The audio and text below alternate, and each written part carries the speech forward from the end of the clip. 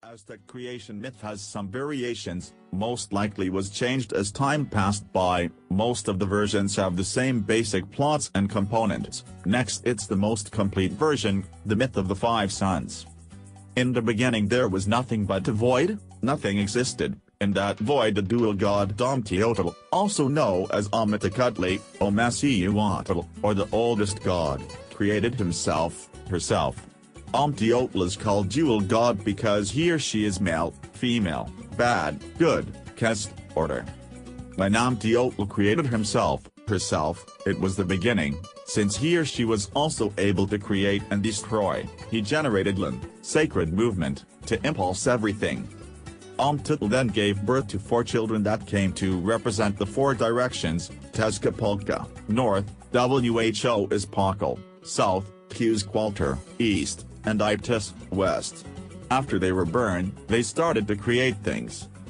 As they started the creations, they found a problem: all of their creations would fall into the void of nothing, and got eaten by the dragon, serpent Cipalti, who carried on her body the whole universe. The Aztec creation myth says that the four gods decided that they wouldn't let their creations being destroyed by Cipalti and decided to kill her. During the attack Cipalti ate Tezcatlipoca's foot, but finally Cipalti was destroyed. The gods then pulled Cipalti's body in the four directions, setting the universe within her body free. From her head was created the 13 heavens, her tail formed the underworld, her middle body formed earth. From her eyes were created caves and fountains. Flowers, plants and trees came from her hair, rivers from her mouth, hills and valleys came from her nose and shoulder created mountains, and more gods were created as well. But something was missing, the gods thought, and that something was the sun. But the sun couldn't just be created, it could only come from the sacrifice of a god, Tezcatlipoca being the chosen one, the Aztec creation myth says. But Tezcatlipoca was not strong enough and became only half sun. During this age, first sun age, the gods, using ashes created giants and fed them with acorns.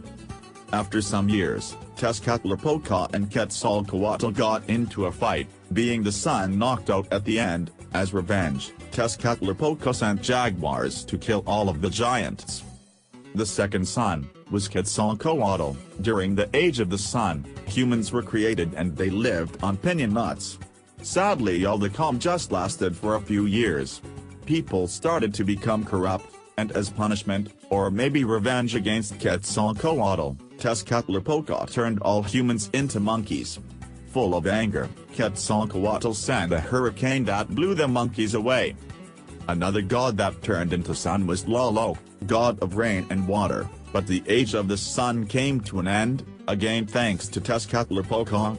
He stole Xochiquetzal, Tlaloc's wife. For this reason he refused to send any more rain. The people begged for rain and drought started to sweep earth. Still grieving, Tlaloc made rain fire, burning away the world, and the gods decided to replace him. The age of the fourth sun started when the goddess Quetzalcoatl, Tlaloc's sister, was chosen. This made Quetzalcoatl and Tezcatlipoca jealous, and they struck her down the sky. When Quetzalcoatl was falling down, the Aztec creation myth says, water came down from the sky and flooded the earth, destroying everything, leaving the world in darkness. During the fourth age, more gods were created, and when the sun fell, all the new and old gods got together to choose which god should be the new sun. The god Tezcatlipoca, son of Tlaloc and Quetzalcoatl, offered himself, but at the last minute, he got scared to jump into the sacred fire, so the gods picked the humble god Nanahuatzin. When Nanahuatzin jumped, he was the most impressive son of all, making Quetzalcoatl jealous, who also jumped right after Nanahuatzin, creating two suns on the east. The world was too bright and hot because of the two suns, so the gods threw a rabbit to Quetzalcoatl's face. His light dimmed and became the moon. Also, the gods noticed that Nanahuatzin was too weak, and he was motionless, so they gave him their own blood, so he could have the energy for him to travel through the sky. Thanks to the Aztec creation myth, now you know that when you look up to the sky, you are watching the humble god Nanahuatzin, the fifth sun.